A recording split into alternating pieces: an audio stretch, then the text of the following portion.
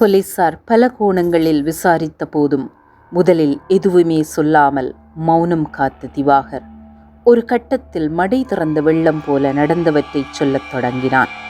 ஒரு தாயின் பாசம், ஒரு மகளின் அறியாமை, ஒரு சைக்கோவின் வன்மம், இந்த மூன்றிற்கும் இடையே சிதைந்து போன ஒரு தாயின் வாழ்க்கை இது. விரிவுரையாளர் தயாளினியின் மகள் படிப்பில் படுசுட்டி. ஆனால் அவள் அம்மா பிள்ளையாகவே வளர்ந்ததால் வெளியுலகச் சூதுவாதுகள் அவளுக்கு தெரிந்திருக்கவில்லை. வேம்படி மகளிர் கல்லூரியில் 9A எடுத்த அந்த சிறு பெண்ணை தன் காதல் வலையில் சிக்க வைத்தான் திவாகர். இத்தனைக்கும் திவாகருக்கு எந்த ஒரு வேலை வெட்டியும் இல்லை. நண்பர்களோடு உல்லாசமாக திரிவதும் விதவிதமான போதைப் பொருட்களை நுகர்வதுமே அவனின் முழு நேர வேலையாக இருந்தது. ஆனால் இவையொன்றும் அந்த அப்பாவி சிறு பெண்ணுக்கு தெரியாது. வீட்டையும் பாடசாலையையும் படிப்பையும் தவிர வேறு எதுவும் தெரியாது தன் மகள் திவாகரின் காதல் வலையில் வீழ்ந்ததை அறிந்தபோது பதறினார் விரிவுரையாளர் தயாளினி. திவாகரின் உண்மையான குணத்தை சொல்லி அவனுடனான காதலை துண்டிக்குமாறு தயாளினி கெஞ்சினார். ஆனால் காதல் மயக்கத்தில் இருந்த அந்த சிறுபெண் தாயாரின் அறிவுரைகளை காதில் போட்டுக்கொள்ளவே இல்லை. காதல் கண்ணை மறைத்தது. கொஞ்ச நாட்கள் திவாகர் தயாளினியின் மகளை சந்திக்காமல் விட்டிருந்தான். அதனால் அவர்களுக்கு இடையேயான காதல் முறிவடைந்து விட்டது போல என எண்ணி தன் மகளின் எதிர்காலத்திற்கு வரவிருந்த ஆபத்து இல்லாமல் போய்விட்டது என மனதுக்குள் நிம்மதி பெருமூச்சு விட்டார். எனினும் அந்த நிம்மதி அதிக காலம் நீடிக்கவில்லை.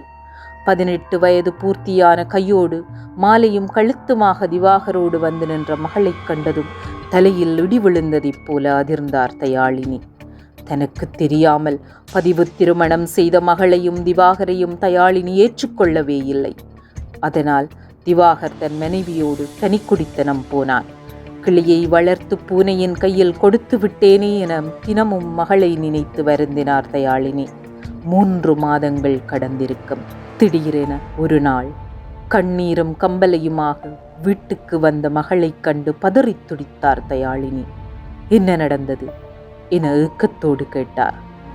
சிறிது காலம் தன்னோடு மகிழ்வாக இருந்த திவாகர் பின்னர் போதைப் பொருட்களை பாவித்து விட்டு வீட்டிற்கு வந்து தன்னை அடித்து உதைப்பதாகவும் அவன் ஒரு சைக்கோ போல தன்னை நடத்துவதாகவும் அவனது சித்திரவதையை தாங்க முடியாமல் தான் ஓடி வந்து விட்டதாகவும் மகள் சொல்ல சொல்ல தயாளினியால் அழுவதை தவிர வேறொன்றும் செய்ய முடியவில்லை. பரவாயில்லை, இனியாவது மகள் தன்னோடு நிம்மதியாக இருக்கட்டும் என்று நினைத்தாள். ஆனால் அதன் பின்னரும் திவாகர் ஓயவில்லை.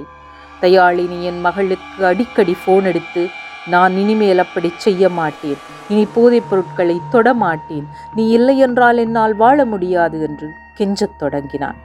ஒரு கட்டத்தில் மீண்டும் அவனது பசப்பு வார்த்தைகளை நம்பி தாயை கைவிட்டு கணவனான திவாகரோடு சென்று விட்டாள் அந்த பேதை பெண். ஆசை 60 நாள், மோகம் 30 நாள். மீண்டும் திவாகர் தன் சுயரூபத்தை காட்டினான். இந்த முறை அவனது சித்திரவதைகள் முன்னரை விடவும் மோசமாக இருந்தன. அவள் வாழ்வை நரகம் சூழ்ந்து கொண்டது. இனியும் அவனுடன் வாழவே முடியாது என்று முடிவெடுத்தாள். மீண்டும் தாய் வீட்டு கதவை தட்டினாள். பெத்த மனம் எப்போதும் பித்துத்தானே. அம்மா, அவனுடன் இனி வாழ முடியாது, எனக்கு அவனிடமிருந்து பாதுகாப்பு வேண்டும் என்று மகள் கதறியள தயாளினி மனமிறங்கினார். மகளையும் அழைத்து கொண்டு போலீஸ் நிலையம் சென்று திவாகர் மீது முறைப்பாடும் பதிவு செய்தார். அதன் பின்னர் திவாகரிடமிருந்து தன் மகளுக்கு விவாகரத்து கோரி வழக்கு தாக்கல் செய்தார். ஆனால் திவாகர் விவாகரத்துக்கு சம்மதிக்கவில்லை. வழக்கு தவணைகளுக்கும் அவன் சீராக வருவதில்லை.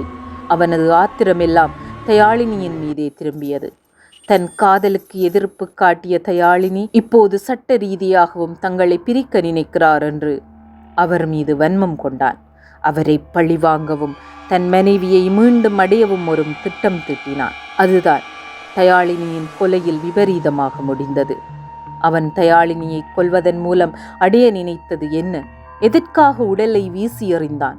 தயாளினியை கொலை செய்துவிட்டு திருகோணமலைக்கு சென்ற காரணம் என்ன?